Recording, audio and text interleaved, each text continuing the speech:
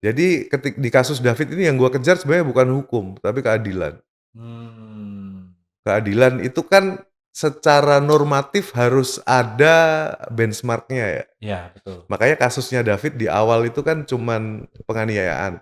Ya. Tetapi melalui bukti-bukti yang ada itu adalah penganiayaan berat berencana. Sebagai Wow. reminder bahwa menegakkan hukum di negeri ini memang seberat itu gitu. Jadi itu benar-benar di otak gua apapun itu sudah segala hal. Ya David meninggal, ya David besok akan vegetatif, ya David besok akan membutuhkan alat bantu yang luar biasa. Apapun itu pasti nanti yang terbaik. Karena Allah pasti akan gua udah serahin ke Allah gitu. Iya.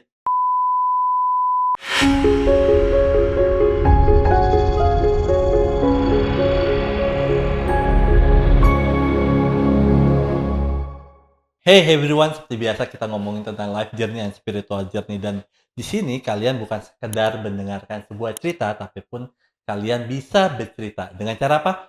Tulis komentar bawah. Nah, hari ini kita ngobrol sama seseorang yang sangat spesial, sangat inspiratif.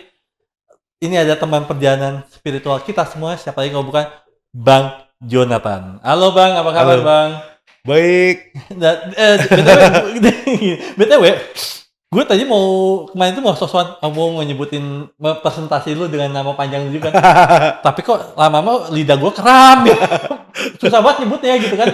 Ya udah gue pikir Bang Jo aja lah. Udah kayak semua orang udah kayak kenal semua guys Ya, sama Bang Jonathan ini. Siapa sih kalau nggak kenal ya? Ya. terkenal ya. Kenalnya dengan orang pasti tahu lu Iya. sama David ada Hmm, Rubicon ya. Dan Rubicon, iya iya iya. penguasa Jaksel. Iya iya iya. Jadi gue mikir kayak aduh ini nyebut nama lu susah juga ya, gue mikir udah Bang Jo aja. Dan Bang Jo, thanks for coming. Udah lu mau datang ke sini, dan nanti 1 jam ke depan kita akan gue mau dengerin cerita-cerita lu, Boleh. terutama bukan sekedar nanti kita mendengarkan cerita tentang David aja, tetapi justru gue ingin mengenal lu lebih baik lagi gitu. Hmm. Karena banyak mungkin beberapa podcast yang mungkin banyak yang nyorotin ke David, tapi gue justru ingin Oh. juga mengenal lu lebih baik gitu. Nah, Hmm. so kemarin 1 bulan yang lalu ya, bener ya? Film Ya, sebulan. baru sebulan yang lalu ya? Sebulan. Tahun lalu berarti ya? Iya, Sebulan yang jatuhnya lalu. iya kali. So hitungannya gue bingung tuh, beda tipis, hitungannya tahun lalu atau bukan ya Iya, gitu. Nah, tahun lalu. Udah nah, ganti tahun kan? nah itu BTW, eee, gimana? Maksudnya itu pas nonton pertama itu banyak nggak yang nonton? Kalau pertama banyak ya, Heeh, banyak rata-rata memang kalau pertama gala premier kan memang kita undang. oke. Memang paling banyak itu dari komunitas yang namanya Mama Online-nya David. Oh, gimana tuh? Gue baru tahu. Jadi pas kejadian itu kan menyedot emosi publik ya, Oh iya itu, heeh, terutama heeh. ibu-ibu, terutama walaupun ya nggak ibu-ibu aja tapi ada juga yang bapak-bapak. Tapi paling banyak memang ibu-ibu, mereka berempati, kemudian rata-rata adalah mereka yang mengunjungi David ketika sudah pulang. Oh, wow, so good. Awalnya mengikuti dari media sosial kan, Iya, heeh. kemudian mereka saling, timpa di komen mungkin ya, karena kan waktu itu emang gua posting terus tuh perkembangan, karena waktu itu Iya, gua memang bener-bener butuh dukungan, mhm. supaya paling utama jelas untuk biar banyak yang mendoakan David. Kemudian yang kedua, gua butuh dukungan juga yang nguatin gua ketika sidang, karena itu kan berat banget Mmm. tuh. Itu masa-masa yang berat dan mereka selalu ada. Bahkan ada yang berinisiatif akhirnya bikin grup kan. Oh, wow. Heeh, bikin grup WhatsApp gitu Wow, luar biasa. dan di situ saling, eee, membagi update. Jadi dulu pas David udah pulang itu kan mereka ganti-gantian ke rumah gitu tiap hari. Mhm, mhm. Bawain makanan, bawain ya waktu itu bener-bener gua merasa, ini loh Indonesia tuh kayak gini gitu. Seharusnya sebegitu ya. Semudah ini Ya. kita mendapatkan dukungan Wow, dan itu gua kerasa banget tuh. Wow. Nah, pas film itu makanya gua khusus ngundang mereka. Wow. Udah gua anggap ya kayak keluarga sendiri gitu. Karena pada perjalanan waktu juga mereka sampai detik ini pun masih selalu, "David gimana?" Terus datang ke rumah, ngajak main David gitu-gitulah. Oh, wow. Jadi nambah saudara lah, Ya, ya, ya, kayak gitu. itu apa ya, kita akhirnya ngerasain bahwa, oh ternyata ada yang peduli sama kita juga ya, sama keluarga kita, Iya, dan itu betul. kayak, apa ya, menurut gua sih Bang, itu sesuatu hal berkah, berkah dari Allah atau berkah Iya, dari Tuhan itu sendiri gitu kan, bahwa betul. ternyata kita dikelilingin dengan orang-orang yang sayang sama kita, cinta kita, bahkan yang care banget sama kita. Dan mungkin gua mau track back ke belakang sedikit aja tentang film ini Mhm. pertama. Awalnya, elu mau, kisahnya David dan elu Bang, itu kan dijadikan film ceritanya kan. Heeh. Nah, itu awalnya gimana sih ceritanya elu akhirnya, "Oke nih gue mau buat film," ataupun elu ditawarin sebenarnya, atau gimana? Ditawarin. Oh, oke. Jadi waktu itu gue dikontak sama Anggi Umbara, Oke. yang itu gue udah kenal lama Anggi itu. Jadi Mmm. kita dulu sama-sama satu scene nge-band di Jakarta Selatan. Mmm. Dia nge-band, gua nge-band, kita nongkrongnya di, sama-sama di Bulungan, Fatmawati, Mhm. Jakarta Selatan lah. Ya. Terus sudah lama banget nggak ketemu, waktu itu kan tahun-tahun lama banget tuh, dari mulai 2000 sampai 2010 tuh. Iya, betul. Terus tiba-tiba kontak, terus, "Ini dong, main kantor gua dong." Mmm. Terus gua ke sono, akhirnya ngobrol, kita mau bikin film tentang David gitu. Mmm. Terus Oh. gua nanya, "Kayaknya soal David ini udah semua orang tahu deh," gua bilang gitu kan. Mhm. "Apa masih mau dibikin film juga?"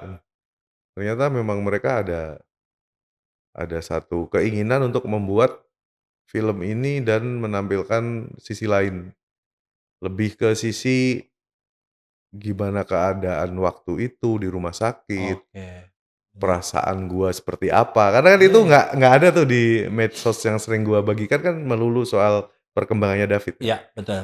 Nah itu dan menurut tim Umbara Brothers ini menarik untuk bisa diangkat. Jadi setelah mereka jelasin itu ya terus gua, "Oh ya udah kalau memang menurut kalian bisa ya saya sih nggak keberatan," gitu kan. Mhm.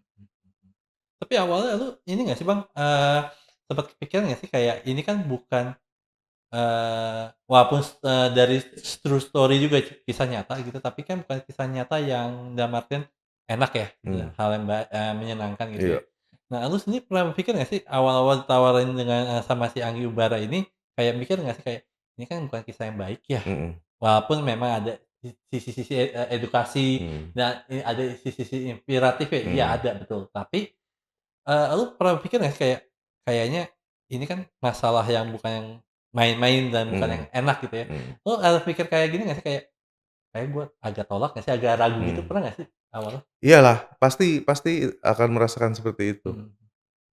Ini, eee, gimana sih, kayak ngorek-ngorek luka gitu kan. Iya, betul. Tapi ada satu hal yang membuat gua akhirnya, oke itu adalah ketika, di situ Anggi menjelaskan sama Bonti ya kakaknya, menjelaskan bahwa relevansi dengan keadaan sekarang ini film harus ada. Karena di film Iya. ini, di situ akan memperlihatkan bagaimana seseorang ayah berjuang melawan bener-bener the real penguasa gitu. Karena kan pada Mmm. faktanya waktu itu kan memang gua sempet sampai kenceng-kencengan sama kepolisian kan, Iya. sama polsek, di lokasi kejadian perkara, Pesanggerahan, dan sama Polres Jakarta Selatan. Yang waktu itu memang banyak hal yang, menyebabkan gua harus bersuara dengan keras gitu. Kayak misalnya, eee, fakta-fakta yang kalau gua Mhm. bilang waktu itu faktanya titipan gitu ya. Mmm. Karena kan proses belum jelas, tiba-tiba sudah ada press release dari polisi Iya, betul. yang itu gua protes keras banget Iya. Mhm. karena tidak sesuai dengan fakta. Mhm. kemudian mobil Rubicon yang bisa kabur-kaburan. Mhm. Nah, Anggi sama Bonti memotret hal tersebut sebagai sebuah perjuangan yang relevan sampai saat ini, relate gitu. Betapa susahnya untuk, mengejar sebuah keadilan, Mhm mhm. betapa susahnya untuk memperjuangkan kebenaran, Betul bagaimana hukum bisa dimain-mainin. betul, heeh. Nah, dari situlah gue akhirnya, wah kayaknya oke juga nih, sebagai Wow, reminder bahwa menegakkan hukum di negeri ini memang seberat itu gitu. iya, Jadi dari situ sih, ya akhirnya gua, oh ya udah mainkan aja. oke, Selain faktor Chico ya, iya Chico Jericho itu kan cukup spesial juga ya, iya, betul. karena dia adalah orang yang menawarkan untuk membantu terapinya David waktu itu. Jadi Mmm, David itu bisa jalan tegap itu karena Chico. Waktu itu Chico langsung bilang, "Biar saya yang urus, di tempat saya ada ahli-ahli trainer yang ngerti bagaimana tentang postur tubuh." mmm, Nah, udah itu. iya. Karena dia juga buat nge-gym juga, dia kan punya tempat gym, Iya, ya kan? di Barito tuh Iya waktu iya itu, iya iya. gitu. Jadi kayak, wah banyak support nih. Ya udah niat baik, ya kita jalanin gitu aja. Iya iya. Karena gue juga kenal Chico Jericho itu tahun berapa ya, waktu itu gue lagi di Filosofi Kopi, nongkrong, ketemu dia akhirnya ngobrol-ngobrol, Mhm, akhirnya jadi ya temen lah ya, mhm, terus akhirnya dia sempet terakhir setahun yang lalu kalau nggak salah gue lupa, 2024 ya podcast ini, itu, main ke podcast ini juga, mhm tapi waktu mhm. itu belum ada studio waktu Iya, itu. Nah, tapi gini Bang, tadi lu sempat bilang bahwa, apa namanya, tentang pemerintah bukan pemerintah, apa, melawan pemerintah dan sebagainya, intinya melawan orang besar dan sebagainya, sorry. Nah, gue mau tahu deh, dengan kejadian ini ya, lu ngerasa kayak gini nggak sih, kayak hukum ya, utama hukum negara gitu ya, utama sorry, yang maksud gue ada hukum negara. Nah, dengan hukum negara ini kan gini, lu tahu, kita tahu semuanya, siapa pun di Indonesia ini bahwa hukum negara ini bisa dibelok-belokin, mhm, bahkan bisa ya di kiri kanan, pokoknya bisa bisa, dibuat kacau lah. Nah, itu kan mendengar, melihat itu berbeda sama mengalami. Right? Nah, mhm, sedangkan lu mengalami juga nih, Bang, mhm. iya dong? Nah, ketika lu mengalami ini, dengan kejadian lu dengan tadi gontok-gontokan sama polisi, lu bilang dan sebagainya gitu kan, sempat ribut juga polisi lu bilang tadi. Nah, lu masih percaya dengan hukum di Indonesia itu sendiri nggak sih sekarang dengan kejadian ini? Gua sih masih percaya ya, Heeh karena gua itu orang yang mengalami sebuah perjuangan panjang heeh. untuk sebuah penegakan hukum di luar kasus Mmm, David ya. mhm. Jadi gua itu kan, ngurusin anjing dan kucing jalanan. Iya iya iya, heeh. Di situ itu 2017 tuh. Di situ sangat tidak adil, ada KUHP 302 waktu itu, di mana ketika elu menyiksa binatang, elu akan kena hukuman denda 1.500 perak. Oke, kecil banget ya, 1.500 perak, kecil banget ya? betul. Wow. Kemudian gua sama temen-temen berjuang, ini hukumnya harus dibenerin. Orang nggak akan pernah sadar kalau law enforcement-nya nggak bagus. Betul, bener. Law enforcement itu membutuhkan sebuah sarana yang bernama undang-undang. Iya Nah, ketika undang-undangnya ngaco, orang akan dengan mudah melanggar kan. iya, Nah, di situ pangkal permasalahannya ya KUHP 302 yang mhm mhm. hukumannya sangat ringan. Iya, bener bener. Kemudian kita berjuang dengan beberapa temen ya, gimana caranya bisa ngerubah ini ya. Oke. Karena dulu terus terang gue capek banget. Gue itu dulu sempet juga beberapa aksi ya, aksi kayak misalnya Iya. membubarkan sirkus lumba-lumba, di mana Oh, itu wow. abusive. Kemudian, harimau di kebun binatang Surabaya waktu itu tahun 2013, namanya Melani harimaunya yang dia tinggal kulit sama tulang, itu viral bisa dicek di, What happened? Apa yang bisa terjadi dengan nggak harimau? diurus. Jadi Jadi, yang ngurus kebun binatang itu hanya cari profit, tapi tidak Oh, memperhatikan, kesehatan satwanya. kesejahteraannya, keserawan ya, kesejahteraan, eee, hewan. Nah, di situ gua capek demo-demo terus, boikot-boikot itu nggak Mmm, akan pernah berhenti karena aturan hukumnya nggak ada gitu kan, atau nggak relevan. Dan contohnya 302 itu. Akhirnya gua kenal dengan beberapa temen di DPR RI. Waktu itu salah satunya Sarah, itu Rahayu Saraswati, itu anggota dewan waktu itu dan dia sangat concern dengan kesejahteraan hewan. hmm, Gua minta difasilitasi ketemu, beberapa, anggota dewan yang lain yang iya, terkait sama, komisi yang terkait sama hukum, iya. diterima 3 partai waktu itu, Golkar, Nasdem, sama Gerindra kalau nggak salah. Terus kita membahas tentang Undang-Undang 302 ini. Mmm, Hukumannya udah nggak relevan nih. Wah, kita berjuang terus tuh. mhm. Jadi datangin ahli, datengin banyak orang yang masuk akal nggak orang nyiksa binatang, hukumannya cuma 1.500 perak. Ya orang nyiksa terus. Dan waktu Iya. itu kan banyak kebiasaan nyiksa di-upload di medsos. Ya, ya, ya, ya. Nah, ketika mereka udah nggak merasa bahwa ini melanggar, maka dia akan menjadi ini sebuah kebiasaan. Iya, Ketika betul. kebiasaan ini ditularkan melalui medsos, maka itu akan membentuk orang-orang sadis lainnya kan gitu. Iya, dan ujung-ujungnya banyak orang-orang sakit Betul. jiwa dan Iya, psikopat kan. dan dari 2017 akhirnya undang-undang itu berhasil diperbaiki dan disahkan lagi RKUHP 2022 kalau nggak salah. Jadi Iya, sekitar 5 tahun dan sekarang bisa dicek di KUHP 302 iya. ancaman hukumannya itu dendanya, kurungan 6 bulan atau denda Rp6.000.000.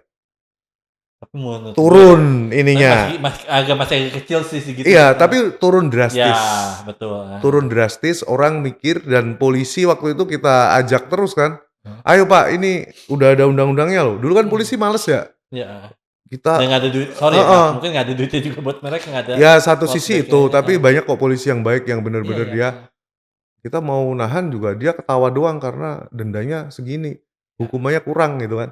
heeh, Nah, ketika hukumannya udah gede, heeh, mereka baru percaya diri. Makanya mhm, sampai sekarang mhm. ketika ada penyiksaan lapor ke polisi, polisinya semangat tuh, Iya, iya, semangat untuk itu. Nah, jadi kalau balik ke pertanyaan tadi, tentang hukum, hukum ini kan sebenarnya cuman aturan ya, betul, aturan di right, mana mhm. di situ banyak banget celah. Ketika lu pinter, lu bisa main-mainin hukum, apalagi lu punya duit gitu kan, Nah, iya, betul, bisa main-mainin itu hukum. heeh, Jadi di kasus David ini yang gua kejar sebenarnya bukan hukum, tapi keadilan. mmm, Keadilan itu kan secara normatif harus ada benchmark-nya ya. iya, betul, Makanya kasusnya David di awal itu kan cuman penganiayaan, iya, tetapi melalui bukti-bukti yang ada itu adalah penganiayaan berat berencana. Jadi mmm, sama-sama nganiaya, tapi kalau penganiayaan itu ancaman hukumannya paling cuma 3 tahun, heeh, tapi kalau berat dan berencana itu mentoknya di 12 tahun. oh wow, Itu yang gua perjuangin sebenarnya. Jadi kalau mhm, ditanya masih percaya nggak, ya kalau bukan kita siapa gitu loh. bener, Kita mau skeptis, tapi kalau kita nggak ngapa-ngapain ya nggak ada yang berubah. betul, bener, Karena bener, gua udah ngalamin itu dulu tuh sakit banget ketika gua masih rescue anjing-anjing yang dipotong kakinya. Ada tuh anjing yang dipotong kakinya yang bagian depan hanya karena apa? Iseng. Itu gua ngambil anjingnya sampai ke Batam. Anjing di Batam viral dipotong kakinya. Gua ambil di wah, Batam, gua bawa ke sini, disembuhin. Dulu kita punya rekanan namanya Dokter Yasinta itu di Cikarang. mmm, Gua bawa ke Cikarang, sembuh mmm, kaki. Jadi dia jalannya kayak orang berdiri. iya, iya, Diadopsi sama Sofia Lacuba. Jadi oke, memang kayaknya gua gue pernah tahu deh anjing itu, ya iya itu. Karena waktu itu memang gua pengen ngajak semua orang yang punya pengaruh supaya ikut campaign ini gitu loh.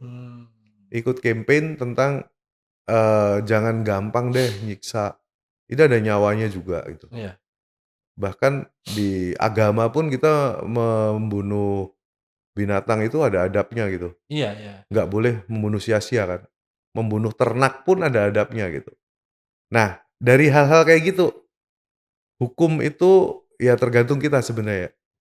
Masalahnya banyak banget orang yang harusnya menjadi, pelindung, orang yang harusnya menjadi, pagar kita terkait, penegakan hukum, malah dia yang kadang-kadang main-mainin hukum, Iya, kayak gitu. bener. Jadi ya memang harus diperjuangkan kalau gue ya, Iya, harus setuju. diperjuangkan. Harus diperjuangkan semaksimal mungkin dan memang itu melelahkan sekali, Betul betul betul. melelahkan sekali. Tapi ya harus kalau yang lain udah capek ya yang nggak capek ayolah gitu loh, gitu sih. Wow wow. Bang, so today let me get to know you better. Hmm, Eee, gue ingin tahu deh, Bang, masa kecil lu seperti apa ya? Masa kecil seperti hmm. apa? Pola asuh yang lu dapet orang tua seperti apa? Masa kecil gua itu ya normal masa kecil anak kampung ya, karena kan gua dulu di kampung. Gua hidup dari kampung ke kampung gitu lah. Dari kampung ya anak Berarti sempat kampung biasa. pindah-pindah nih gitu? Iya, Oh, dari kampung ke kampung, hidup sebagai orang kampung gitu kan. mhm. Kemudian, sekolah yang sepatu masih jarang. Jadi gua Mmm, tuh ngalamin sekolah nggak pakai sepatu. Jadi kalau mau sekolah harus lewat pematang sawah gitu kan, iya iya. gitu ya. Terus, waktu itu sekolahnya gua di sekolah Kristen, SD gua Mmm, di sekolah Kristen. Sekolah Kristen yang ketemu dengan banyak orang. Waktu itu gua masih Kristen sih. Sekolah Kristen dan di situ banyak banget Muslim. Karena memang biasanya kalau sekolah Kristen atau Katolik itu kan, eee, inklusif ya, iya. inklusif. Jadi tidak memaksakan, pelajaran agama. Kemudian SMP SMP gua di sekolah negeri, SMA sekolah negeri juga. Gua jadi agak rada modern itu karena kuliah. Iya. Kuliah kan pasti di kota besar dong. Iya, heeh. Waktu itu kebetulan gua kuliahnya di Jogja, Mhm, kemudian lanjut di Surabaya. Baru ngerti tuh, oh gini ya hidup orang kampung main ke kota gitu kan. mmm, Main ke kota, kuliah, waktu kuliah itu pasca reformasi kalau nggak salah tuh. iya. Jadi nggak ngalamin yang apa, demo-demo gitu. Mhm. Walaupun di tempat kuliah gua ada satu, pahlawan reformasi, Gitu, wow. namanya Moses Gatotkaca, Oke. di Jogja, di dekat Iya iya Sanata iya iya. Dharma. Waktu itu dia meninggal ketika kejadian reformasi. Kemudian nge-band, ya tadi waktu di awal gua bilang kenal sama Anggi, ya karena nge-band. Jadi yang membuat gua jadi makin, eee, Rock metal. banyak bukan, jadi banyak referensi, Iya bisa menghargai orang lain, itu ya karena komunitas band ini ya, karena aneh-aneh kan di situ kan. iya iya.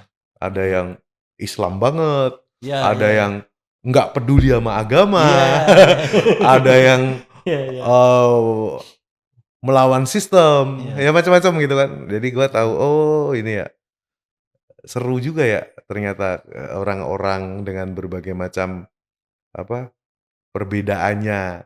Iya iya iya. Tapi kita sama-sama melakukan sebuah pergerakan, waktu itu namanya underground ya. Kita Mmm. melakukan pergerakan dan zaman sekarang sih lebih enak ya. Zaman gua dulu untuk bisa mendapatkan kaset, dulu waktu itu kaset. Yeay, gue tahu masih Bahkan kalau gue tahu zaman dulu itu gue sempet ngalamin juga laserdisc, masih pokoknya Ya, kaset, kaset gua masih yang masih kaset, gulungan kan, yang masih gulungan, gue juga ngalamin tuh, gua Bang. masih kaset, Heeh, kemudian dulu kalau kirim-kiriman kaset itu kita punya penghubung itu di Malaysia. mhm, Malaysia waktu itu luar biasa ya, dia korespondensinya bagus banget. Indonesia belum secanggih itu waktu itu ya. Kita mhm, kan punya PT Pos kan namanya, iya, PT Pos. Kemudian teman-teman di Malaysia ini rajin banget ngirim SIN. Jadi ngirim-ngirim mmm, SIN, ini loh band yang lagi rilis iya, iya, ini genre yang lagi rame ini, bandnya kayak gini. betul, betul, Karena waktu itu kan referensi kita kan dikit banget ya, betul, cuman adanya kaset-kaset yang mayor label kan, kayak ya kita tahu metal itu apa sih yang masuk dulu ya, Rolling Stone, Sepultura masuk, oh, Obituary masuk, kemudian Metallica masuk, Anthrax masuk. mhm, Tapi banyak banget band-band yang nggak masuk di Indonesia kayak Cannibal Corpse, iya, Suffocation, Exit 13, Thorn. Banyak banget. Nah itu dari seneng kan. iya, Jadi dulu iya, mereka punya label sendiri rata-rata, namanya indie label kan. iya, Indie. betul, Jadi betul, dia nggak ngikutin aturan industri musik, rekaman. oh, oke, Mereka cuman pengen gue main musik, gue rekam, gue sebar gitu iya, kan. Supaya virus metal ini mhm, kemana-mana gitu kan. iya, iya, iya, Nah itu kali mungkin yang membuat gue uh, lebih merasa ketika lu berjuang, meyakini sesuatu, ya mhm, lu harus dapetin itu gitu. mmm, Itu sih kalau menurut gue yang sangat mempengaruhi hidup gue, ya musik. Ini wow. aja sampai ini kan band nih, Oh, oke. Rikers, iya Rikers ini. Oh, Nah iya, iya, ini iya, iya, iya, band-band apa post hardcore gitu lah, iya, iya, old school hardcore kalau orang bilang atau hardcore punk. Dulu pernah ke Bandung main juga, dari Jerman ya, iya, iya, iya. dari Jerman dan memang eh, banyak mempengaruhi pemikiran dan lain-lain itu ya karena kalau gua ya Mhm, kan orang beda-beda ya, betul, betul.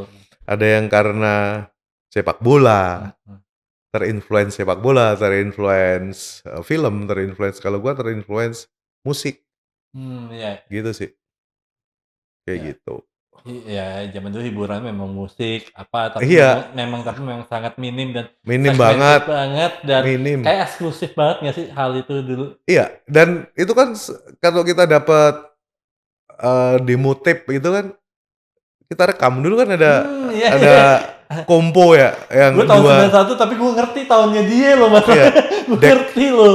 Jadi kita beli kaset yang kan kaset ada yang C60, C90.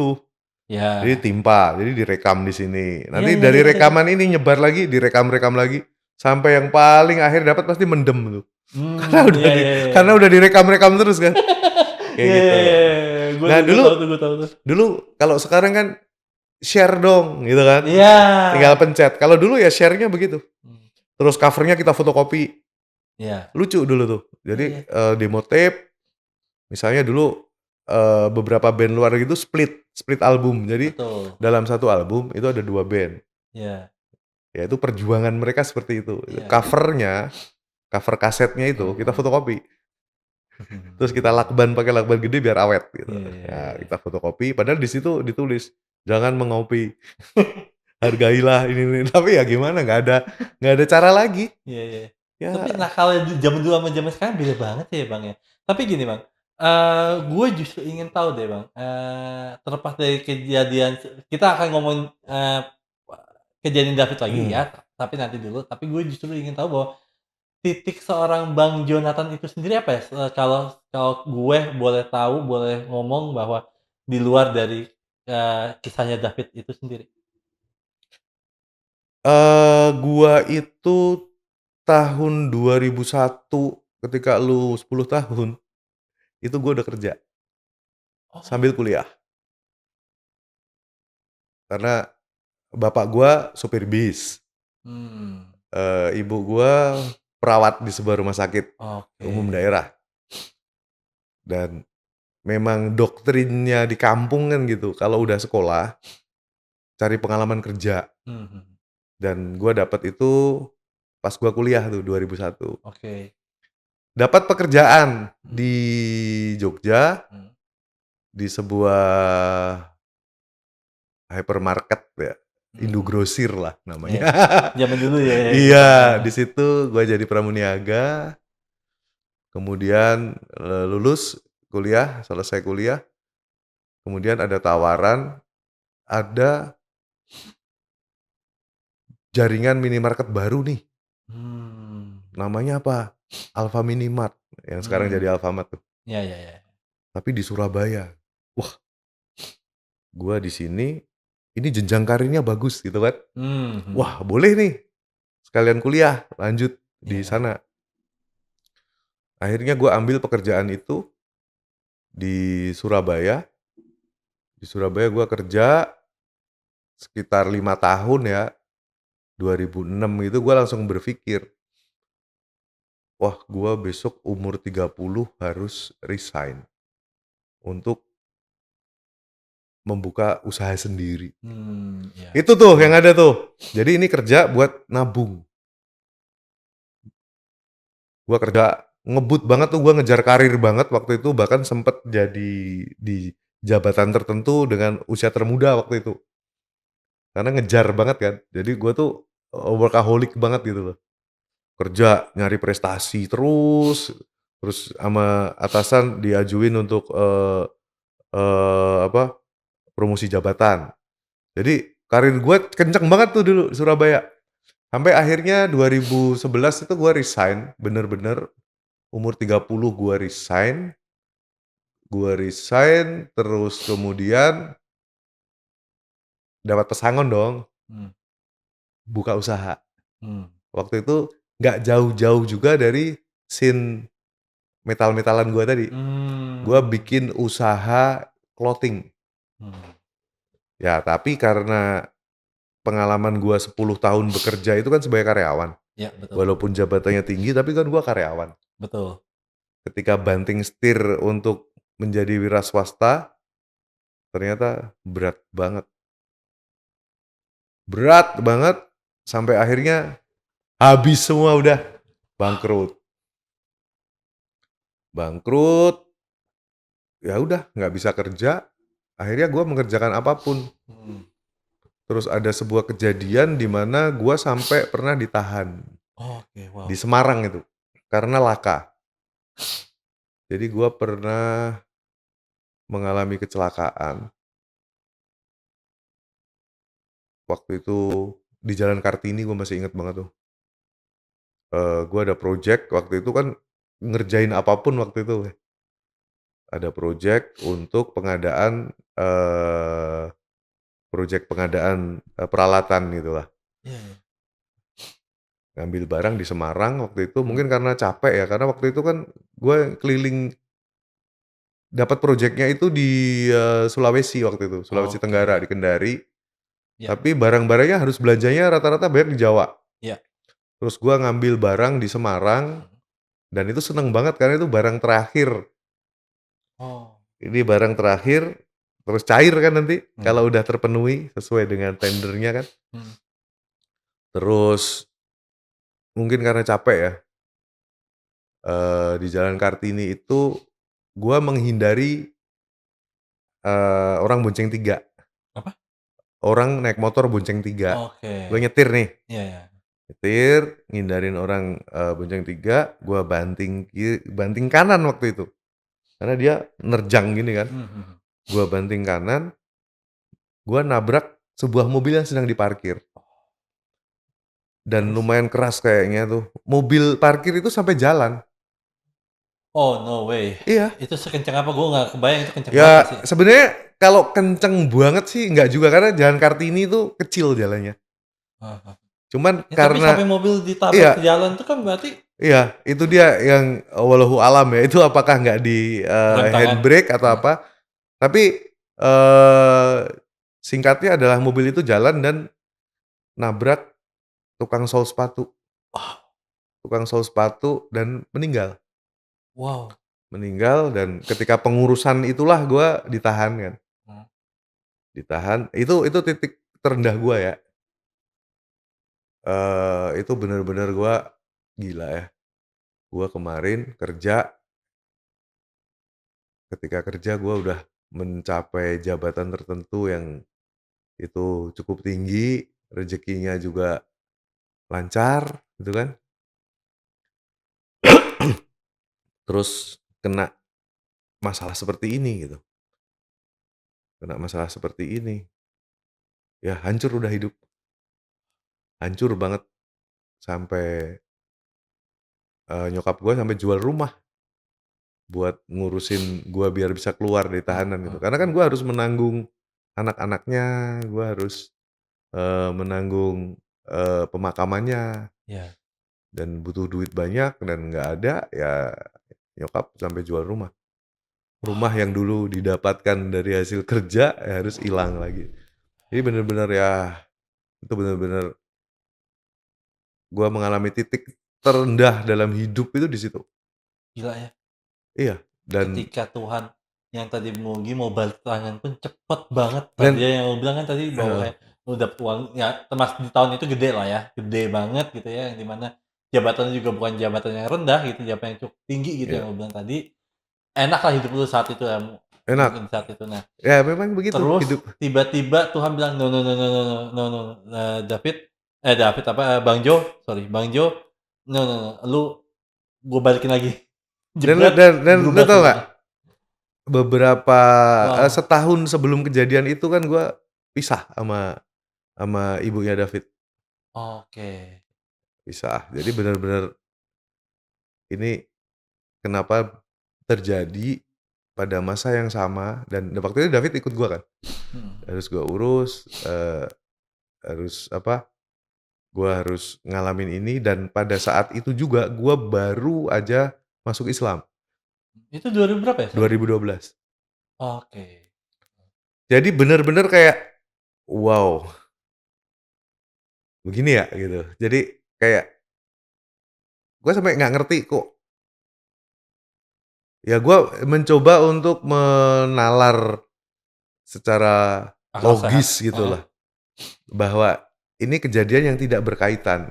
iya, Ini hanya romantisasi aja bahwa gua udah kerjaan gagal, terus, keluarga mhm. berantakan, terus Pernikahan baru gagal juga dalam baru satu masuk rumah tangga Islam, gitu, ya iya, kan? heeh, Itu kalau mau meromantisasi kayaknya, wah, begini banget. Enggak, gua iya mau iya, menalar dengan, wajar aja bahwa ini kejadian karena gua nggak nurut sama orang tua. Karena waktu gua pulang dari, Kendari, mhm, itu gua langsung ribut pengen ke Semarang untuk ngambil barang, mmm, ngejar mhm waktu. mhm mhm, Nyokap gua bilang, "Istirahat dulu, kamu capek, mmm, tidur, mhm, tidur sejam, 2 jam nanti kan bisa tuh." iya, Tapi gua nggak mengindahkan itu gitu. mmm, Gua ngejar sesuatu yang menurut gua, wah, gua pasti dapet nih, iya sebentar lagi gitu kan. iya, heeh, Tapi ternyata ya boom, memang kalau dipikir secara nalar, ya memang faktor capek ini ada gitu loh. mhm, Entah itu karena gua nggak waspada atau micro sleep atau apa iya kan iya nggak iya ngerti iya ya. iya iya, I know I know, Tapi yang gua dapat akhirnya ketika gua renung-renungkan, oh kayak karena gua nggak nurut. mhm, Dan dampaknya dari nggak nurut itu ya akhirnya sampai orang tua yang harusnya kita muliakan, itu gua kalau ingat itu sedih banget karena nyokap gua udah waktu itu udah hampir pensiun kan, terus dia harus keliling untuk jual rumah, duit sorry gua potong, nyokap mhm, lu masih ada? masih. Oke, heeh, Terus ya akhirnya itu terjadi, terus gua nggak ngerti gua mesti ngapain ya ini. Dan lu tahu nggak, apa? gua dari tahanan tuh kabur loh. Ini Iya, sorry, lu udah baru lu pernah cerita ini juga di podcast manapun? belum kayaknya. Oh wow, Tapi teman-teman gua udah tahu, ya, itu gua kabur kabur? kabur. Karena menurut gua ini balik lagi ke urusan hukum ya. Iya, Gua sudah melakukan kewajiban gua sebagai, pelaku kecelakaan. Artinya nyantunin ke pihak yang apa, eee, ditabrak, kemudian pemakaman, udah minta maaf juga ke pihak keluarga korban, yang harusnya sudah selesai gitu kan, urusan udah beres karena udah semua. Tapi ya begitu, ada aja yang, eee, oknum yang banyak banget yang masih, "Wah ini nggak bisa, ini harus lanjut ke sidang," dan lain-lain lain-lain gitu. Nggak tahan akhirnya bantuan temen di Semarang waktu itu, ya kabur akhirnya kita. Wow. Kabur, dan dampak dari kabur itu kan gue jadi nggak bisa kerja kan.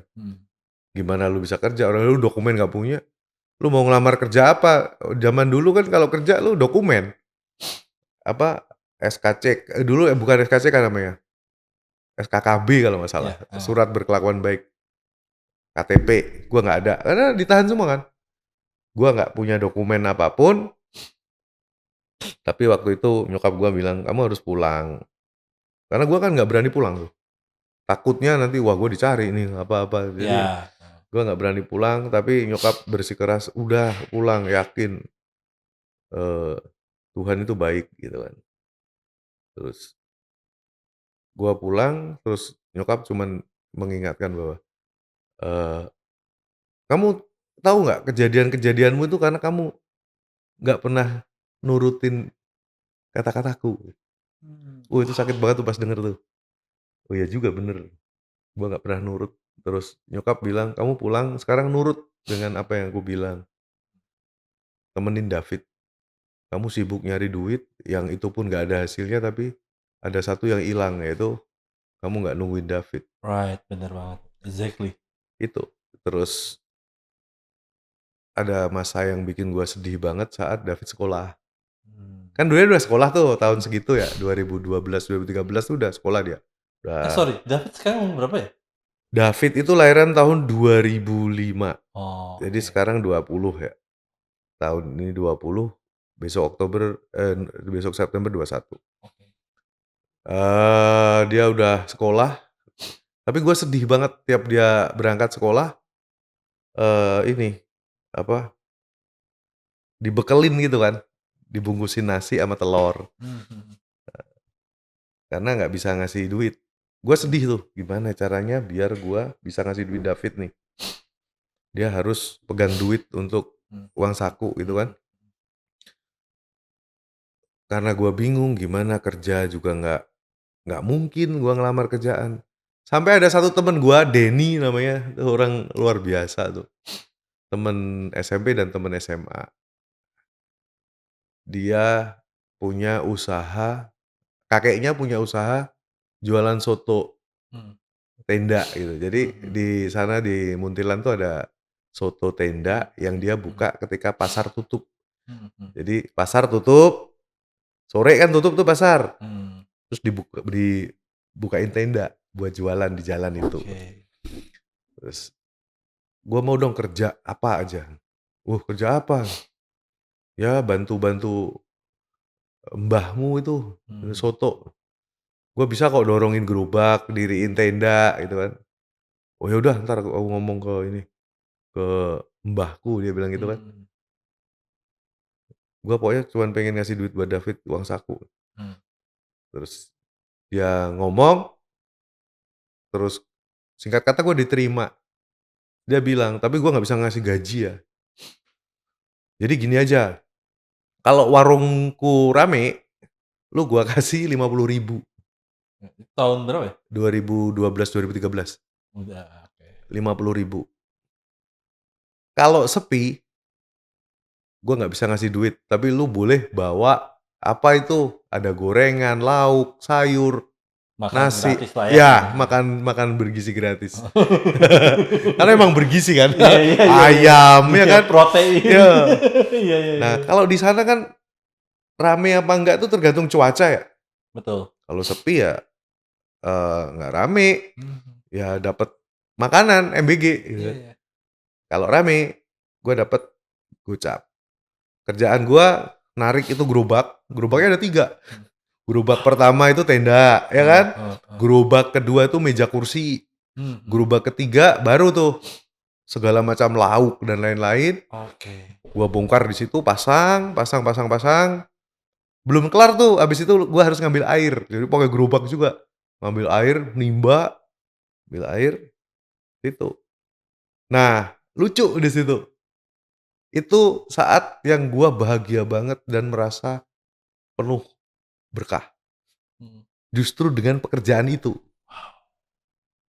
Gue kadang berpikir, jadi nggak ada bedanya sebenarnya kita punya banyak duit apa enggak tuh. Tergantung perasaan kok. Betul betul Karena betul. waktu itu gue cuman minta supaya gue dikasih cukup ngasih David uang saku. Maka Mhm. ketika Eee, gua dapat, alhamdulillah gua bersyukur banget, wah besok bisa ngasih David uang saku nih. Betul. Tapi terkadang ya, maksudnya kadang-kadang gini, kita itu lupa, kadang-kadang kita suka bukan lupa aja, tapi kadang-kadang kita suka bingung Bang, bahwa apa bedanya senang sama bahagia gitu. Mmm, Sedangkan mungkin dulu elu ketika lu mungkin dapat uang banyak di saat elu cerita tadi ya, elu seneng, "Oh gue dapat uang banyak, gue bisa menghasilkan banyak uang," dan sebagainya. Tapi belum tentu lu bahagia gitu. Tapi mhm, ketika elu mendapatkan uang sedikit doang, cuma 50.000 doang dan elu bisa ngasih David uang jajan gitu iya, ya, itu gue ngerasa bahwa itu momen yang bahagia banget iya, dibandingkan lu punya dapat uang mungkin maybe waktu itu berapa, misalnya 500.000, 1.000.000 misalnya gitu ya. Itu lebih nggak sebahagia lu dapat 50.000 dan lu kasih ke David mmm. gitu. Iya nggak sih rasanya kayak gitu? Iya, itu lebih ke berkah itu kan akan terasa menjadi manfaat ketika kita, bisa menyalurkan ke hal yang tepat. Iya, betul. Jadi yang membuat bahagia itu sebenarnya itu. Mmm, Kalau lu duitnya banyak tapi lu nggak ngerti nyalurin, ya lu dapat seneng aja, tapi nggak akan dapat berkah gitu. iya. Kalau gua sih kayak gitu. Iya betul betul betul, setuju. Maksudnya dapat berapa pun asal ini bisa bikin orang lain senyum, ini gua luar biasa seneng banget rasanya. Nah, lucu di situ, itu warung deket sama SD gua. Mhm. Satu hari ada seorang guru namanya Bu Kris lewat, tiba-tiba nangis pas lihat gua dorong air. Nangis dia, "Kenapa kamu seperti ini?" Lah, nah mood gua lagi baik banget waktu itu kan, gua malah bilang, "Bu, Ibu jangan nangis, orang saya aja seneng kok. Mhm. Ibu nangis harusnya kemarin, pas saya nggak bisa bersyukur. Kalau Mmm. sekarang saya syukur banget ini bisa buat ngasih David uang Setuju. saku gitu, ini udah alhamdulillah kayak gini nih." Mhm. Dia sampai nangis dia, gua sampai cerita sama nyokap tadi Bu Kris ketemu nangis dia ketawa ketawa karena kok ya kadang orang begitu ya, Iya. kadang orang itu lah sebelumnya gua tiap alumni, apa, reuni di sekolah itu gua mentereng banget kan. Mmm. Ada mobil, temen gua belum pada punya mobil, gua udah punya 2. Mmm. Terus kalau ngadain acara-acara kayak gitu, gua patungan paling banyak. Mmm. Mungkin, optiknya Keingetnya ke begitu situ, ya. ingetnya Jadi ada dulu, heeh, Jonathan tuh orangnya iya, banyak duit, kayaknya wa orangnya heeh, misalnya mungkin sorry, glamour banget dan sebagainya. kok Sekarang sekarang tiba-tiba heeh, gue apa, si guru itu lihat, heeh. "Lah ini murid gue kok sekarang naik Nangis, gerobakan dia dan nangis nelpon sebagainya." nelpon ke nyokap Iya, kan. Nangis nelpon ke nyokap, "Kok dorong gerobak, kurus banget, terus tatoan badannya." Jadi gua jadi waktu itu gua merasa, grateful ya, maksudnya iya iya. dengan gua gini, "Ya Allah, saat ini gua merasa bahagia banget bisa meluk, dirimu dan engkau berikan keberkahan yang luar biasa ini." Itu dan memang itu kalau tadi lu nanya soal titik-titik, itu titik-titiknya di situ tuh. Dan dari situlah juga gua akhirnya bisa ke Jakarta. Mhm. Itu lucu juga itu. Seru seru banget. Wow. Tapi gini Bang, gue ingin ini deh, misalkan gitu, gue yakin juga nanti video jadi pun David juga akan nonton gitu. Mhm. Tetapi gue justru ingin tahu bahwa hal apa sih yang lu pengen omongin ke David tapi lu belum sempat omongin ataupun lu belum masih menunda-nunda, omongan itu? Boleh nggak Bang, sampein Bang? Mmm. Kalau ke David itu, gua ada satu hal yang gua pengen banget ngomong, eee, ke dia tapi sampai saat ini belum belum apa, belum Sampean? kesampaian itu, eee Gue pengen minta maaf sama David. Dia dari kecil bayi sampai kurang lebih usia 7 tahun, yang mana itu ada sebuah masa di mana gue punya segalanya secara materi, dan hanya itu yang bisa gue kasih ke dia. Jadi gue tuh workaholic banget kan. Iya. Jadi gue merasa semua sudah tercukupi ketika gue bisa ngasih duit, dan itu kesalahan gue terbesar. Karena pada saat itu gue nggak bisa berlaku menjadi seorang ayah yang baik. Ada kecanggungan yang sampai saat ini kadang-kadang gue, bener nggak ya gue melakukan ini, bener nggak ya? Ya itu sih, gue pengen minta maaf ke David pada saat dia butuh waktu itu, gue nggak pernah ada. Gue lebih sibuk untuk mencari. Itu sih yang kalau bisa dibilang penyesalan yang luar biasa sebagai seorang ayah ya, itu di situ sih, Wow. itu. Wow. Gue gak nyangka ternyata ceritanya seorang Bang Jonathan seperti ini banget gitu. Maksudnya kan gue beberapa kali gue lihat lu podcast sama siapa, diundang di Hmm, mana dan sebagainya kan mayoritas kan banyak kan cerita tentang David ya. iya, Nah, tapi ya walaupun ada podcastnya Daniel yang mmm. dimana ngomongin tentang personal lu banyak juga, tapi gue gak nyangka lu apa ya, maksudnya jatuh bangun seperti ini. Nah, mmm, mungkin sebelum balik ke David lagi, gue ingin tahu deh, ketika lu pindah menjadi Islam, mualaf gitu ya, itu cerita seperti apa ya? Itu kayaknya gue udah cerita juga deh di Daniel.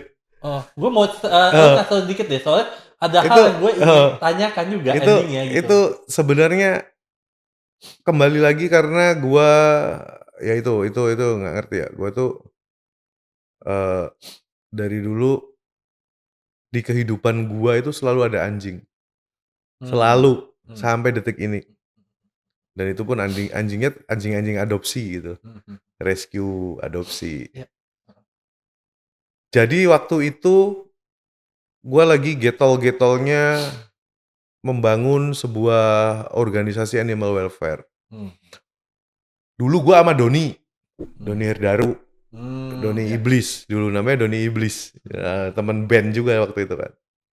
Itu kita bikin sebuah, kelompok animal welfare namanya Animal Defender.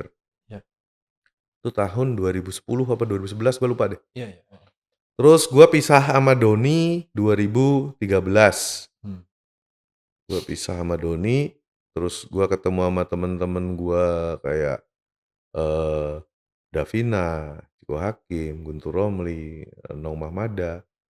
Kita bikin, organisasi waktu itu namanya Garda Satwa Indonesia. mmm. Gua tuh sangat sangat heran dengan orang yang suka nyiksa anjing.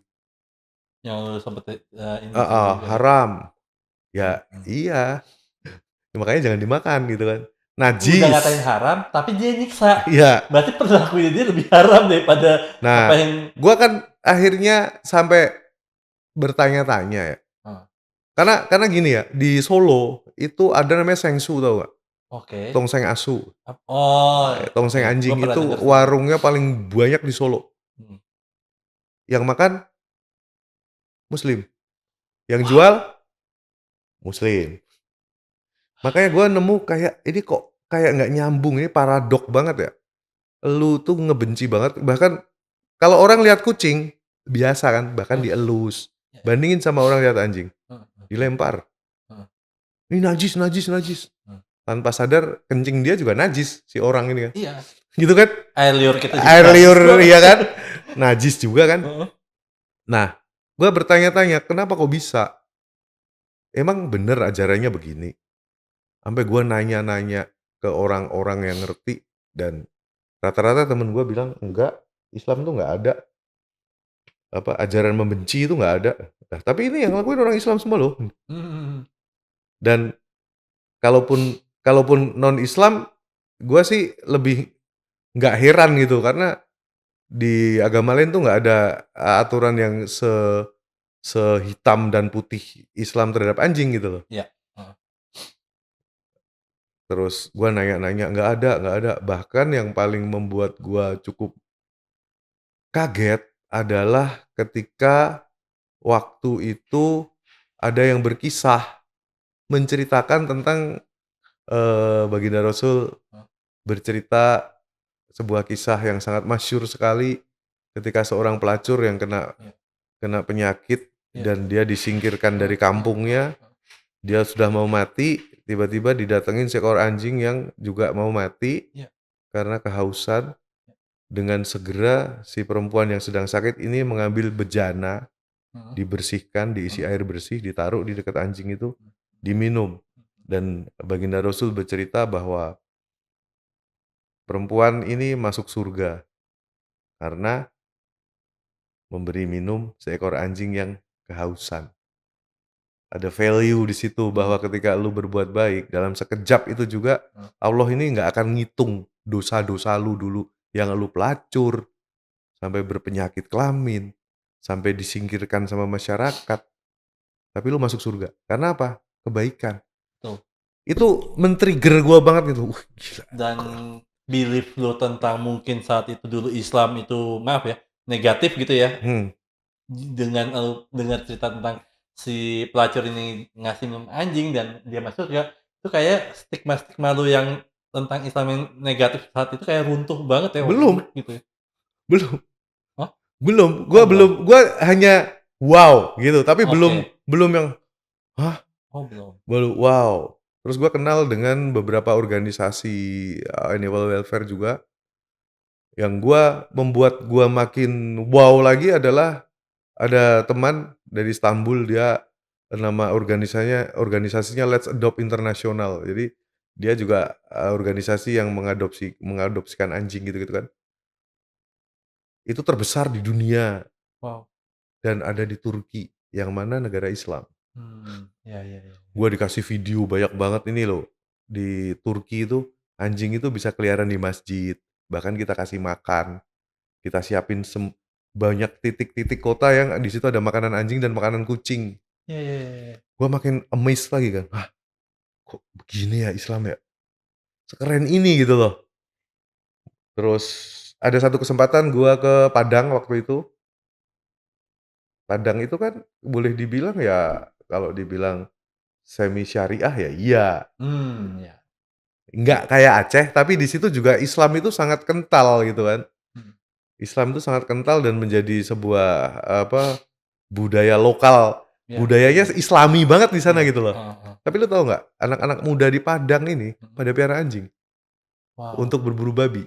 Iya iya iya. Dan itu anjing diurus luar biasa ngurusnya. Kasih susu, dikasih makan cukup, dimandiin, dilatih tiap sore, tidur di dalam.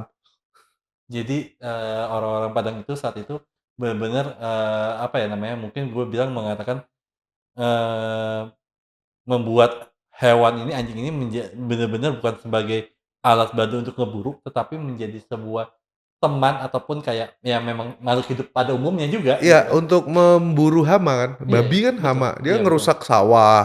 Iya, Itu kan yang bisa, menanggulangi kan anjing. betul. Itu, kemudian gua makin tertarik nih ceritanya. Sampai pada akhirnya gua terheran-heran ketika gua di Kendari. Mmm, Gua terheran-heran dengan ada seorang kiai ya kalau di sana namanya, itu piara anjing. Terus gua nanya kan, "Kok kiai kok, piara anjing?" "Lah kenapa? Nggak ada masalah kok." "Lah kan Islam," gitu. heeh. "Loh, nggak ada masalah di Islam." Dia jelasin ada mazhab, Iya betul. apa, 4 imam dan lain-lain. Gua belum ngerti waktu itu kan. Heeh heeh. Nah, ada satu ketika gua dapat sebuah kitab namanya Kashifatus Saja, gua masih inget banget tuh. Kashifatus Saja halaman 80, Mhm, karya Syekh Nawawi Al-Bantani, mmm. ulama besar dari Banten yang jadi mufti di Masjid Haram. Mmm. Itu luar biasa. Di kitab yang beliau tulis, itu ada 10 teladan anjing yang harus diikuti oleh umat Islam. Wow Gua baca itu gemeter gua bacanya. wow Nomor 1, setia sampai mati, wow. Ya menahan lapar, ya. selalu kembali walaupun Siksa, lempar, heeh. Wow, berjaga-jaga. ya. Jadi, eee, 10, sifat anjing ini boleh dibuka tuh nama nama kitabnya Kasifatus Saja, Mmm. karya Syekh Nawawi Al-Bantani. Itu yang membuat gua langsung, wah, luar biasa ya dari yang gua denger. Terus temen gua ngerti kan kalau gua mulai, wah ini orang kayaknya mau dapat hidayah nih gitu kan. Iya Mungkin iya ya. iya iya. Dia ngirim foto sebuah musola di Brebes, Jawa Tengah. Heeh Foto musola di Brebes, dekat alun-alun Brebes itu ada musola heeh. yang kaligrafinya itu berbentuk kepala anjing. Oh, Dan itu wow kitab Al-Kahfi tuh, dibentuk wow. kepala anjing. Ada lagi yang ngirim masjid, sampai sekarang Mas itu. Boleh dicek, Masjid Kota Gede di Jogja. Itu pengimamannya itu ada 2 ekor anjing Mhm dari kayu gitu. Anjing, mhm. anjing Ashabul Kahfi. Kitmir kan nama anjingnya. Iya. Makanya gue dulu Oh, pakai handle name gue Kitmir. Anjing yang masuk wow. surga. Harapannya begitu. Harapannya masuk Iya surga. iya iya Karena iya kalau iya. Ashabul Kahfi kan di Kristen juga ada tuh, Iya iya iya. Seven Sleeper. Iya iya. Jadi ada Ada. sebuah kisah 7 orang pemuda dikejar-kejar karena dia menyembah, Tuhan yang esa, dan yang ngamanin dia seekor anjing, jagain guanya sampai dia Mmm. tertidur berapa 700 tahun. Wow wow. Dari situ gua langsung datengin itu haji, kiai haji yang di Kendari itu, Heeh. bimbing saya untuk masuk Islam, kayak gitu ceritanya. Di 2000 berapa lu masuk Islam Bang? 2012. 2012. Nah, akhirnya, balik lagi kejadiannya si David, anak lu, di 2000 David 2023. dua ribu dua tiga. Nah, eee, lu pernah nggak sih, gini, sebelumnya gini, gue mau nanya dulu gini, ketika pertama kali ya lu melihat David berbaring di, apa, lu pertama kali itu ngelihat David di penganiayaan itu, lewat video ya awalnya? Enggak, itu belakangan Oh video, belakangan, oh sebelumnya itu langsung ketemu langsung? ketemu. Ketemu. Nah, pertama kali lu lihat David dengan kondisi, apa ya, hancur ya, mukanya waktu itu sempet hancur ya katanya? Ya Hancur dan bibir sobek, sini hancur, wow, kuping berdarah, ya hancur. mhm. Apa pertama kali, yang terbesit di kepala lu? Mmm, gua diinfo waktu itu, David berantem. Heeh, Waktu itu gua masih dicondet, ada kerjaan di situ. Ditelepon sama Pak Rudi yang nolong David itu. mmm, "David berantem Pak, sekarang masuk rumah sakit." mhm mhm Coba lu bayangin ketika lu ditelepon orang, siapa kek, orang terdekat lu, mhm. masuk rumah sakit karena berantem. Apa yang ada di pikiran lu? Berantem masuk Wah, rumah sakit. seberapa parah ya? Kenapa iya seberapa parah Ditusuk atau diapain ini kok iya, sampai masuk rumah sakit gitu kan. right, benar, exactly. Itu yang ada di pikiran gua, makanya gua langsung ngebut banget tuh dari condet. Rumah sakitnya waktu itu di Permata Hijau. Gua kebut kendaraan, gua harus ketemu lihat. Karena pas gua telepon Pak Rudi, "Kondisinya David seperti apa Pak? Saya mau ngomong sama David." "David nggak bisa diajak ngomong Pak, dia tidak sadar." Gimana coba? Gua ketemu David ini kurang lebih 40 menit lagi dan saat ini dia nggak sadar dan gua nggak tahu kenapa, bla bla bla. Pas gua lihat memang dia nggak sadar. Gua langsung tanya ke suster, "Ini kenapa suster? Ini ada apa kok begini?" "Kemungkinannya gegar otak." Gua langsung bilang, "Nggak mungkin. Kalau gegar otak itu pasti ada muntah darah." Mmm, Dia bukan muntah darah, itu bibirnya sobek, iya, kupingnya sobek, bukan bukan ciri-ciri gegar otak gitu. Kita tunggu sampai sadar, Pak. Oh, agak lega kan. Oh, berarti dia bentar lagi sadar nih. Mhm. Sehari, 2 hari, 3 hari. Hari ketiga itu gua udah nggak ngerti musti mikir apa karena dia kejang-kejangan sampai diikat kan dia. Tangannya diikat, kakinya diikat, kejang. Kejang terus kayak, pernah nonton Exorcism nggak? Hah? Pernah nonton film Oh, Exorcism Exorcism, tahu tahu tahu tahu tahu, yang sampai kayang gitu? Nah, David tuh sampai kayak gitu dan tuh kejang. Sampai segitu. Iya, Wow. kejang kayak gitu. Dan rumah sakit akhirnya cuman bilang, "Kita nggak ngerti, harus butuh observasi dengan rumah sakit yang lebih lengkap."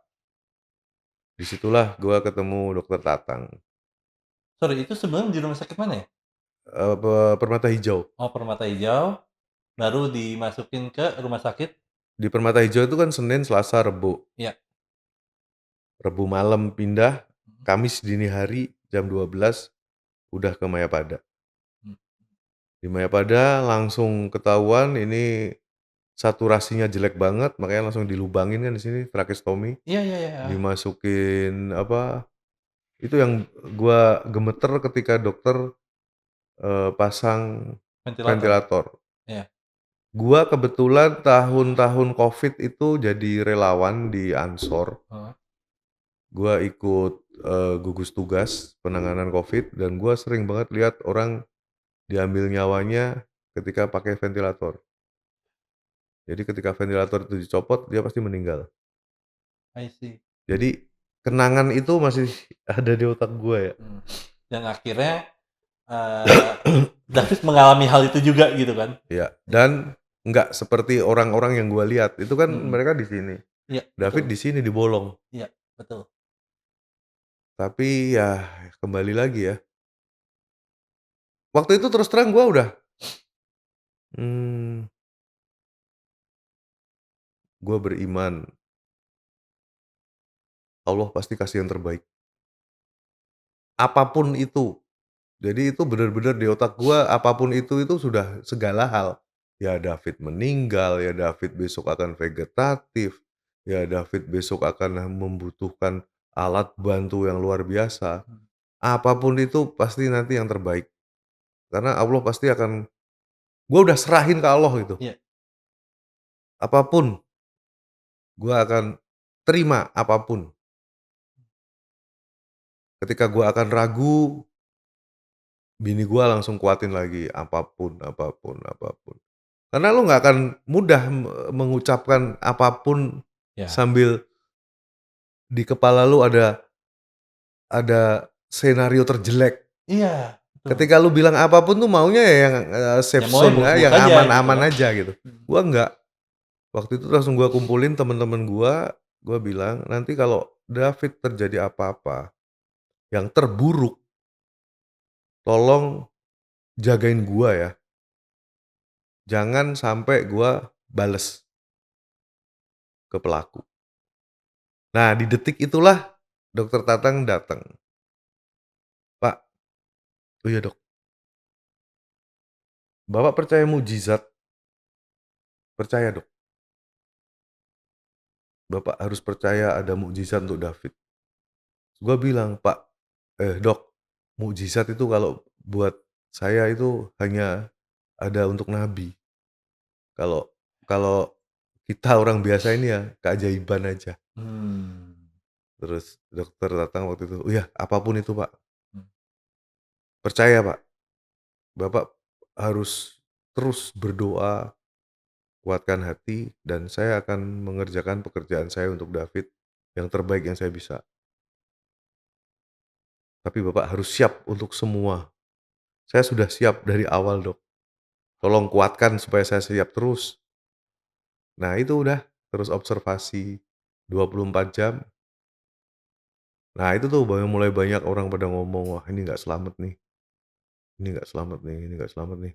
Padahal dengan orang itu ngomong itu, malah justru bikin kita lebih nge-down lagi ya? Oh iya dong, sampai gua teriak akhirnya, "Udah lu diem semua, gua udah tahu, gua bahkan udah jauh lebih siap dari pikiran-pikiran lu pada."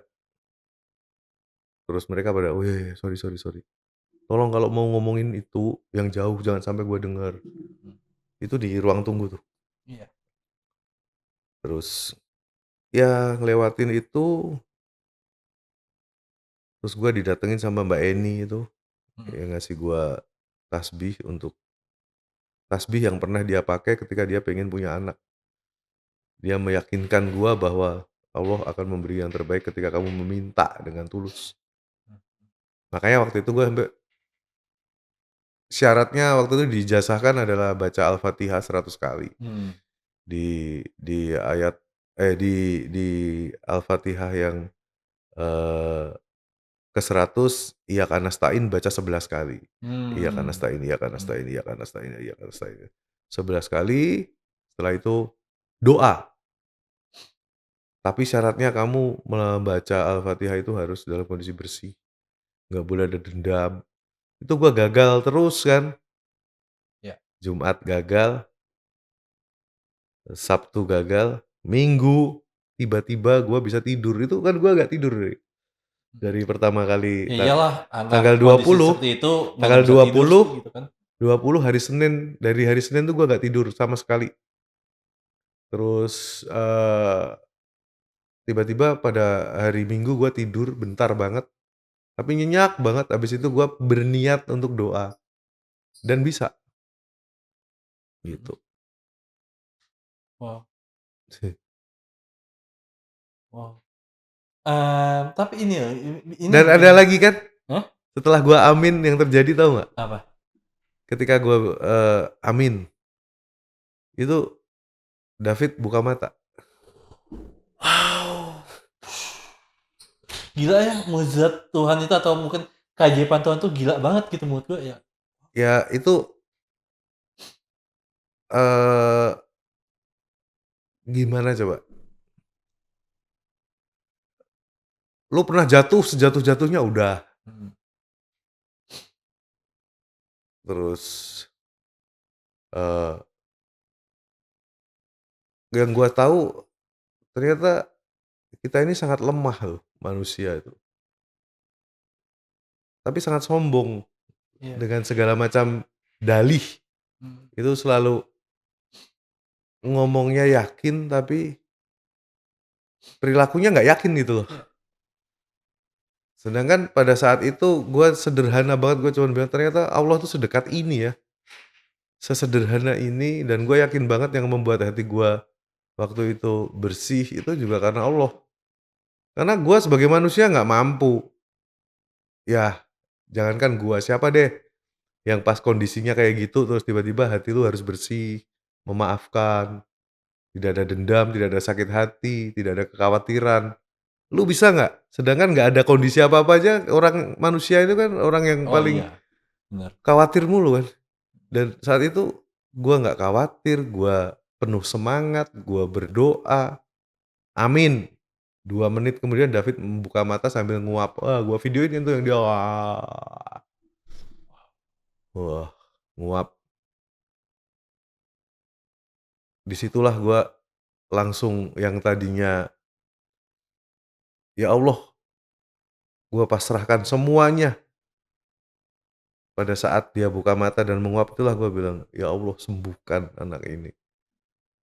Karena gua yakin dan percaya bahwa Engkau pasti Kayak akan Allah menyembuhkan. itu memberikan David tuh kayak kesempatan kedua, kehidupan kedua Iya dalam tanda iya, petik. itu dokter pun menyampaikan ini kesempatan kedua. Karena di kasus diffuse axonal injury ini probabilitas selamatnya kecil banget. Bahkan banyak yang meninggal. Kalaupun nggak meninggal juga vegetatif. Iya, Kalaupun nggak vegetatif, ada alat bantu khusus, iya. yang di situ juga ada teman baik gua yang adiknya juga mengalami diffuse axonal injury dan belum sembuh sampai sampai sekarang gitu. Wow, Jadi ya itu luar biasa ya. oke. Makanya that's why akhirnya gue ngerti nih, kenapa lu Bang tidak dendam dan maksudnya lu kayak lu sempet bilang bahwa gue pengennya itu sebenarnya hati gue itu pengen ngebales Mmm, mereka. Bahkan apa yang David alamin gue juga pengen mereka juga iya, ngalamin gitu ya. Nah, Tapi akhirnya lu malah membiarkan dengan, ya udah hukum aja yang menyelesaikan dan sebagainya. Akhirnya gue ngerti bahwa karena lu tadi yang baca Al-Fatihah itu dan sebagainya, itu mungkin yang membuat lu untuk lebih ngerem untuk ngelakuin hal-hal itu juga nggak sih? Bisa begitu ya? Kalau gua sih meyakini bahwa saat itu Allah sedang ngasih pelajaran ke gua yang namanya skala prioritas. Nih banyak nih pilihan nih, lu mau bales bisa, Mhm, mhm. lu mau bales dia bisa, lu mau bakar, kantor polisi bisa, Iya, betul. lu mau, eee, ngerusak rumah orang tuanya bisa, karena semua ada di depan mata semua dan gue bisa gitu loh. Dan ada ide-ide semua itu Iya udah dan di kepala. udah tinggal gerak aja gitu. Iya ya. Dan di situ ada satu untuk temenin David sampai dia sembuh. Itu kan tinggal kita mau pilih yang mana. Iya, heeh. Makanya gue dulu udah ketika orang, "Kalau aku yang jadi kamu udah nggak terima," iya, semua pasti begitu kan. Gua nganggap, ya ini salah satu ujian dari Allah ini, banyak sekali temen-temen gua yang bales. Wah kalau gua jadi elu, wah gua bales itu.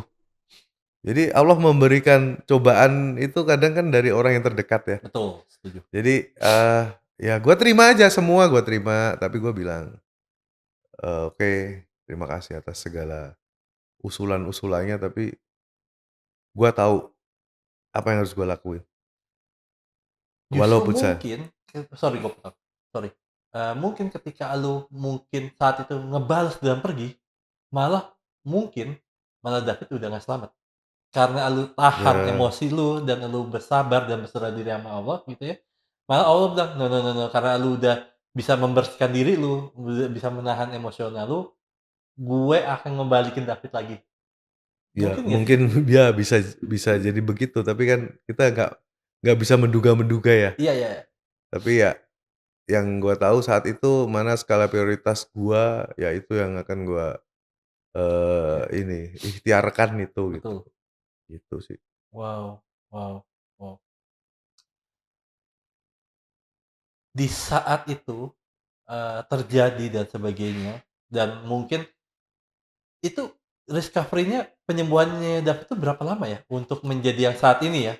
Lama banget itu dia di rumah sakit aja 58 hari, 58 hari berarti kurang lebih 2 bulan. 2 bulanan nih? Heeh, Ya dia koma 20 hari, heeh, ya kan, komanya 20 hari, sampai dia GCS-nya naik dan sudah tidak dalam kondisi koma itu kan, heeh heeh. setelah lewat 20 hari. Bahkan setelah gua doa itu 7 hari itu, yang dia buka mata itu dia Mhm. belum sadar. Hanya respon yang menunjukkan bahwa dia akan membaik. Mmm, Kemudian fisioterapi di rumah itu 4 bulan kali ya. Kemudian Ciko itu 8 bulan. Berapa tuh udah? 2 bulan tambah 4 bulan tambah 8 bulan, mhm. baru deh dia. Jadi ya setahun setengah kali. Kayaknya gua nggak tahu ya, tapi kayaknya ketika yang salah satu momen yang terberatnya ada ketika dia proses untuk penyembuhan juga ya. Mhm. Karena kan maksudnya lu melihat susahnya dia untuk, itu terapinya apa aja? Sorry, Banyak. apa Dia aja? mulai dari Jalan? kognitif itu kan mulai terapi Iya, wicara. heeh, Terapi wicara itu dia belajar ngomong lagi. iya, Karena dia heeh. lupa semua tuh udah. Kemudian terapi apa satu lagi tuh ya yang dia harus masukin kotak yang Iya iya iya iya. kubus masuk ke Iya, heeh. lubang yang kotak, Heeh heeh bulat harus masuk ke heeh lubang yang heeh bulat. heeh. Terus fisioterapi. Fisioterapi itu ya kakinya kan jadi kecil-kecil gitu ya, karena rebahan terus kan. Latihan berdiri, baru latihan pembentukan tubuh di Ciko, itu. Ya Mmm, overall semua ya. wow, gue tahu Bang, di saat itu bukan proses yang mudah buat lu gitu ya. Bukan pas dia baru sadar ya, tapi pas elu melihat dia memproses untuk ya terapi itu juga gue yakin secara hati lu, mental, pikiran lu itu berat banget. Mhm. Nah, tapi pernah nggak sih dengan mungkin elu melihat proses dia sembuh gitu ya, terapi dan sebagainya, pernah nggak sih satu momen aja menurut gue ini manusia normal menurut gue, pernah nggak sih momen yang marah sama Tuhan itu sendiri dengan kejadian Mmm, itu? Sempet satu momen aja, pernah nggak? enggak sih, Oh nggak? enggak. Gua, Oh so good. nggak ada marah, mempertanyakan kenapa gitu kan, Mhm. kok bisa gua? Mhm mhm. Ada pertanyaan itu tapi bukan yang gua sampai marah gitu, enggak. Mmm. Gua cuman, kok kenapa gua? Kenapa gua? Sampai akhirnya ada satu kiai, Kiai Muhyiddin itu ketua apa, Syuriah PWNU DKI itu, seorang kiai loh, ngasih nasihat gini, Jo, aku kiai, tapi mungkin kalau berada di sisimu aku nggak akan kuat. Jadi Allah itu sedang ingin mengangkat derajatmu. Allah itu sedang menguji kamu dan ujian dari Allah itu selalu tepat, nggak pernah berlebih, nggak pernah, eee, membuat umatnya itu putus asa. Jadi kamu tuh orang yang kuat banget. Nah, itu yang mengembalikan gua ke alam sadar, karena waktu itu kan gua kayak, orang ngomong ya, cuman Oh, ketika beliau menyampaikan itu, gua langsung merasa bahwa, ya Allah, ternyata gua tuh banyak ngeluh ya. Padahal yang gua lakukan sekarang kan tinggal, ya Allah, saya pasrah, semua saya pasrahkan. Tapi bener-bener yang, ya susah ya jelasinnya ya, tapi, I know I know. eee, lu pernah sepasrah apa sih gitu loh? Mmm. Bener nggak sih lu pasrah gitu? Kalau orang sudah pasrah itu yang muncul apa sih? Ya kegembiraan. Iya iya Sedangkan itu kan kontradiktif ya, lu iya tiba-tiba lu santai, tenang, sedangkan, eee, anak lu sekarat, misalnya kayak gitu. iya iya. Tapi pada saat itu gua bisa masuk ke tahap kayak gitu loh. Wow. Karena gua udah, walaupun gua yakin itu juga bukan dari diri gua ya, itu pasti Allah yang kasih tuh kekuatan-kekuatan itu gitu. Kalau gua sendiri sampai sekarang juga gua, "Enggak ah, masa gua sekuat itu, enggak ah." Itu semua bener-bener dari Allah itu, bukan Kayak gua gitu. iya iya. Kayaknya, ini pandangan gue ya, sorry kalau salah lu Mhm. koreksi gue, gitu. Kayaknya, ketika lu mualaf dan sebagainya, akhirnya kejadian dapet ini buat lu juga kayaknya itu dalam tanda petik Tuhan itu Allah itu lagi sedang menyuci dosa lu juga untuk bersih Mhm. juga. Karena kan lu bilang kan tadi, belajar memaafkan, belajar ikhlas, belajar berserah diri atau belajar pasrah itu kan nggak gampang ya. Nah, ketika lu mungkin dulu lu ngelakuin yang lu cerita tadi dulu sebandel apa dan sebagainya, kayaknya dicuci dosanya dalam tanda petik kayaknya di saat itu juga ya kayaknya. Diberikan sebuah kayak, oke kata Allah bilang, "Oke, gue mau ngebersihkan lu," gitu maksudnya, dengan cara mungkin apapun itu gitu-gitu. Enggak sih, kalau kalau gua Oh, malah merasa ketika lu sudah mengucapkan 2 kalimat syahadat mhm, itu, ya itu kan ada ayatnya juga ya, ketika betul, lu udah mengucapkan itu ya jannah gitu, mhm, artinya lu udah surga. surga. Yang Oh, ini gua sangat mempercayai bahwa memang ini ya ujian kehidupan gitu loh. mhm Toh orang Islam yang dari kecil Islam juga masih ngalamin kok mhm. ujian-ujian Betul apa-apa betul gitu betul kan. betul betul. Jadi nggak, bukan dalam rangka penyucian Mhm atau apa, mhm pengampunan itu enggak, karena mhm. Allah itu sesederhana lu minta dia kasih gitu. Betul, setuju. Lu minta dia kasih, Mhm lu minta dia kasih. mhm Bukan yang, eee, ini karena lu dulu pernah berbuat salah, sekarang jadi gua kerjain ke lu, enggak yang kayak gitu. oke, Jadi wow. bener-bener ya ini bener-bener, ya ini ujian hidup gitu loh. Iya, setuju. Dan toh setelah David sembuh dan lain-lain ya ujiannya kan masih banyak juga. Betul, Yang dia musti keluar dari sekolah, yang dia berkali-kali gua harus dipanggil ke sekolah karena tingkahnya, kan itu terus. mmm, Jadi ya gua melihat ini ya beginilah hidup gitu. betul, setuju. Beginilah hidup yang kita harus bisa atasi terus. Oke, Dan tiap wow, orang kan memang beda-beda ya, betul betul, gitu sih. wow. Oh, Bang, gue percaya bahwa di luar sana pun yang mungkin saat ini sedang mengalami kejadian kayak David gitu ya, Ya, walaupun mungkin nggak separah David mungkin, mungkin atau lebih ja parah. mungkin lebih parah Ya, bisa, ataupun bahkan, hal-hal yang mungkin konsepnya pembulian dan sebagainya gitu. Lu tau Nah nggak, hmm, sebelumnya gua potong bentar, pas kejadian David itu tanggal 20 Februari 2023, mhm, tanggal 21 Februari 2023 ada kejadian yang sangat-sangat menyedihkan sekali di Makassar. apa tuh? Anak SMP Heeh. diperkosa temannya, What? Wow. meninggal, jadi korbannya meninggal, pelakunya masuk tahanan sehari besoknya bebas. Wah gila sih. Wow. Itu Hmm. terjadi 1 hari setelah David masuk rumah sakit. Kenapa dia bebas? Karena dia anak di bawah umur. Nyambung ke yang tadi nih, soal hukum tadi loh. Mhm. Di luar sana, kalau itu di Jakarta dan itu viral, itu anak pasti masuk penjara. Oh iya. Heeh. Tapi itu viral tapi di daerah. Polisi bingung mau nahan. Karena kalau polisi nahan anak di bawah umur, polisi bisa kena proses hukum. Mmm, Memproses anak di bawah umur itu dibutuhkan 3 rekomendasi. Satu dari Kementerian Perlindungan Perempuan dan Anak, iya yang kedua dari Komisi Perlindungan Anak KPAI, iya. yang ketiga ada satu lagi dari salah satu divisi di Mabes Polri Mhm. yang khusus untuk ngurusin anak-anak. Jadi polisi bisa nahan anak di bawah umur kalau punya 3 rekomendasi ini. Pertanyaannya sekarang, secepat apa rekomendasi ini terbit? Mmm. Iya Iya, kan? bener. Sedangkan polisi kalau nahan anak di bawah umur lebih dari 24 jam, dia bisa kena proses Iya dari propam. Ini kan sistem. iya, Sistem ini yang memang sangat buruk dan harus dibenerin gitu loh. betul. Dan berapa ribu orang yang ngalamin hal itu di Iya, Indonesia. bener.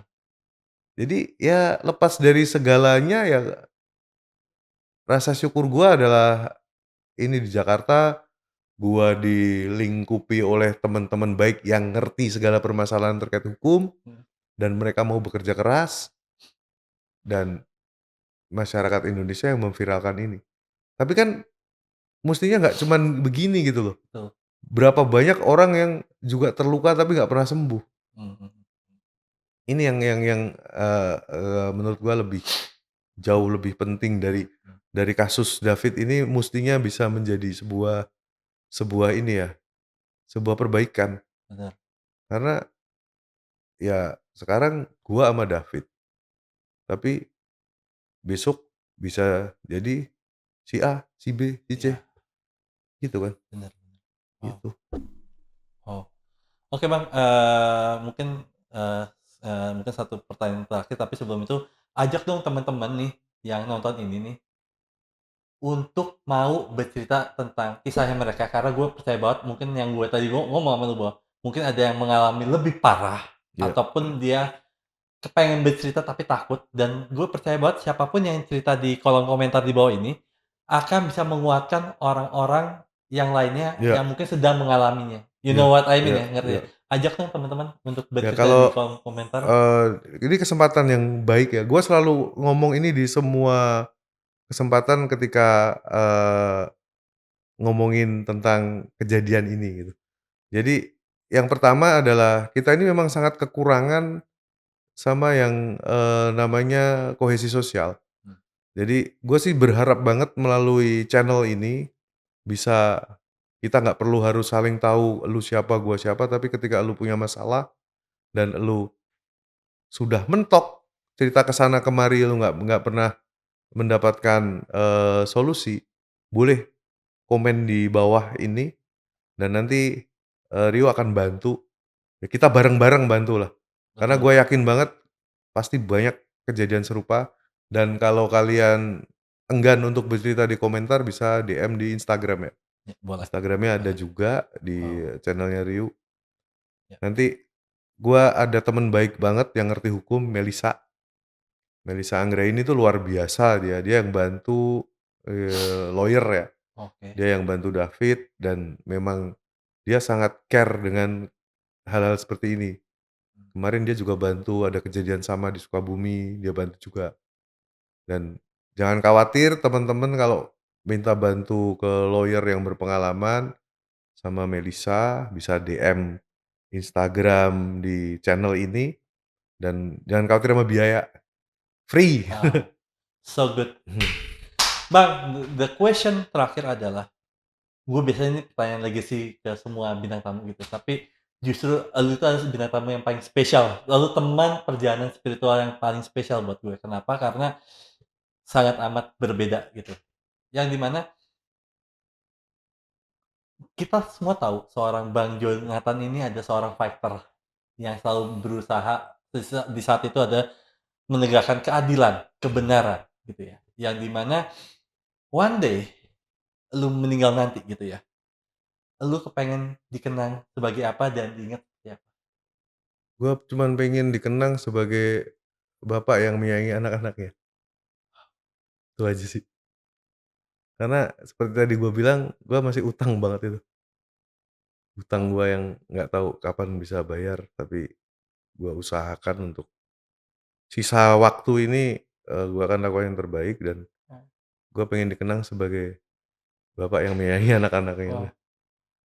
Oke Bang Jonathan, thanks for coming. Sorry kalau ada salah-salah kata-kata dan gue Terima ngerasa hari ini kasih. tuh banyak pelajaran yang buat gue juga dan mungkin banyak yang nonton juga dapat pelajaran juga bahwa, Amin amin. mau kita orang susah, apapun itu, kebenaran tuh harus tegakkan dan Betul memang kita ya baik lagi yang bilang tadi bahwa bukan sekedar menegakkan kebenaran, tetapi juga berpasrah atau berserah diri sama Tuhan tuh salah satu jalan yang paling terpenting betul. dalam hidup dan Dan jangan pernah ragu kalau udah pasrah, ya bener-bener lu kayak orang yang pasrah gitu loh. mmm, Jangan, "Gua pasrah," tapi masih ada keraguan, itu belum pasrah. betul betul Kalau betul betul. kalau pasrah itu no regret at Ya all, ya, betul betul. gitu. Sekali lagi thanks for coming Bang, dan Terima teman-teman kasih. inilah biografi Bang Jonathan. See you next time, bye-bye.